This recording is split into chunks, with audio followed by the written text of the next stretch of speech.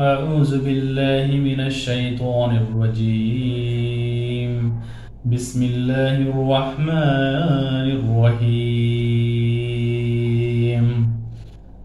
الذين يظنون أنهم ملاقو ربهم وأنهم إليه راجعون অর্থ যারা বিশ্বাস করে যে তারা তাদের রবের সাথে সাক্ষাৎ করবে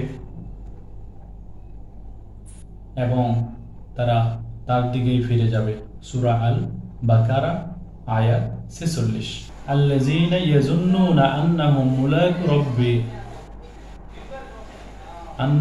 মুলাকু রাব্বিহিম, যারা বিশ্বাস করে যে তারা তাদের রবের সাথে সাক্ষাৎ করবে,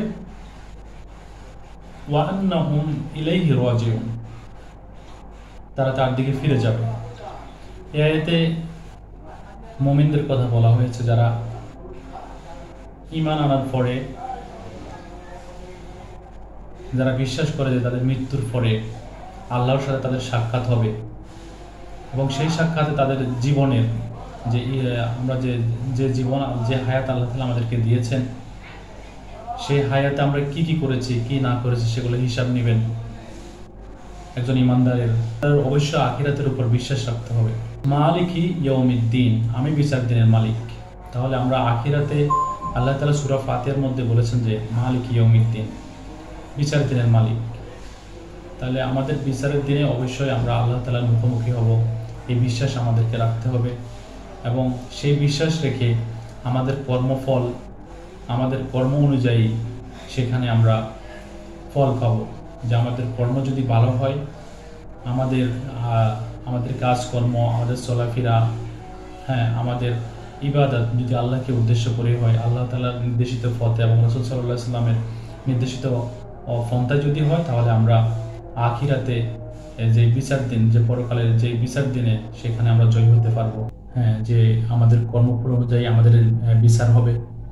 তাহলে একজন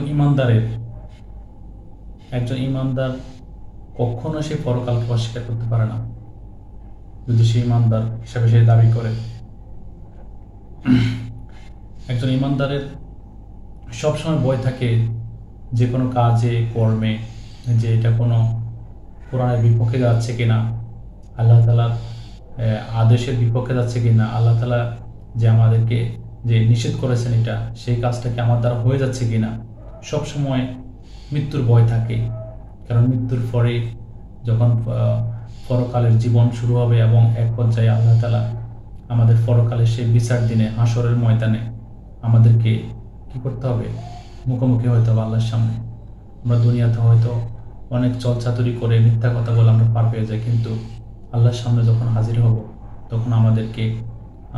তখন আমরা আর আমাদের সেই ফাঁকিবাজি, সেই চলচাতুরি আমাদের দ্বারা সম্ভব হবে না। কারণ আমাদের হাত পা, আমাদের চক্ষু, আমাদের অঙ্গ প্রত্যঙ্গ সকলে সাক্ষী দিবে যে আমাদের দ্বারা এটা হয়েছে। আমরা দুনিয়াতে ওইভাবে চলতে হবে যে আমরা বিচারের সম্মুখীন হব এবং শাস্তির ভয়, যে আমরা যদি সেই হাসরের ময়দানে আমরা যদি হেরে যাই, তাহলে আমরা জাহান্নামের আগুনে জ্বলতে হবে। আমাদের জন্য জাহান্নাম তখন অবধারিত হয়ে যাবে। আর আমরা যদি আখিরাতে বা পরকালে হাসরের ময়দানে আমরা যদি জয়ী হই, তাহলে আল্লাহ তাআলা আমাদের জন্য যে নিয়ামত রেখেছেন, যে জান্নাত আমাদের জন্য রেখেছেন, সেটা আমরা পাবো। তাহলে একজন মুমিনের অবশ্যই বিচার দিনের কথা অবশ্যই মনে রাখতে হবে, হাসরের ময়দানের কথা অবশ্যই মনে রাখতে হবে। প্রত্যেকটা কাজ, প্রত্যেকটা কর্ম, প্রত্যেকটা কথা, সব জায়গায় যেন যে আমরা বিচারের সম্মুখীন হতে হবে। এই কাজটার কারণে যে আমার বিচারের দিন আমি ধরা খেয়ে যাবো না, তো এই চিন্তা থাকতে হবে। তাহলে আমরা প্রকৃত মুমিন হিসাবে দুনিয়াতে থাকতে পারবো এবং আখিরাতে বিজয়ী হব। আল্লাহ তাআলা সূরা আল বাকারার 46 নম্বর আয়াতে সেই মুমিনদের কথা বলা হয়েছে, যারা বিশ্বাস করে যে আমি আমার রবের সাথে আমার সাক্ষাৎ হবে, তারা এবং সেখানে তারা তার দিকেই ফিরে যাবে। তাহলে একজন মুমিন হিসাবে আমরা যদি নিজেকে দাবি করি এবং সেই অনুসারে আমাদের অবশ্যই কাজ করতে হবে। আল্লাহ তাআলার দেখানো পথে আমরা চলতে হবে, রাসূলুল্লাহ সাল্লাল্লাহু আলাইহি সাল্লামের দেখানো পথে চলতে হবে। তাহলে আমরা একজন প্রকৃত মুমিন ঈমানদার হতে পারবো। তাহলে আমরা আল্লাহর নিয়ামতের যে ঘোষণা দিয়েছেন সেই নিয়ামত আমাদের ভাগ্যে জুটবে।